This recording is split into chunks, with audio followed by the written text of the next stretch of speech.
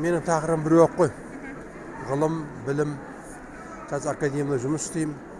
Соны өндіріспен, ғылыммен, біліммен байланыстыру. Негізі тақырып осы. Сосын мемлекет басшысы айтты, қазақ технократ ел болу керек, цифровой ел болу керек, жасанды интеллект жасау деген. Өкінішке орай бізде қоғамда жасанды интеллект туралы онша түсінік аз сияқты көрінді. Интернеттің не екенін білгенімен былай терең білімі жоқ.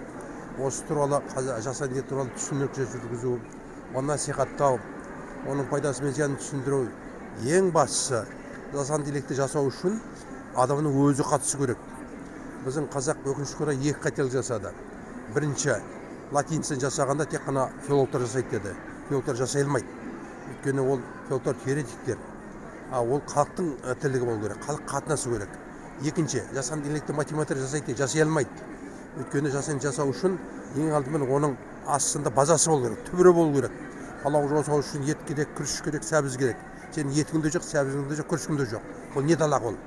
Сондықтан осы мәселелерді көтеріп, осы мәселелерді жақсылап зерттеу керек. Оның артынан ғылым тұру керек. Ортақ бөлімі келтіру керек. Сонда сіздің ісіңіз өнеді. Сонда сіздің қазақтың тілі шын мәнінде интернеттің тілі болады. Қызылорда дейтін мен туған жерім ғой.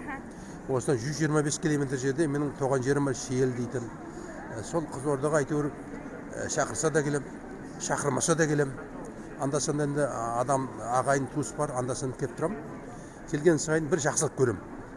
Шынымды айтайын, осы Қызылордаға келсем, мұнда бір жылылық бар. Бір кішкене бір өзгеріс бар. Білесіз ба? Баяғыда алғашқы кезде 69 жыл келгем.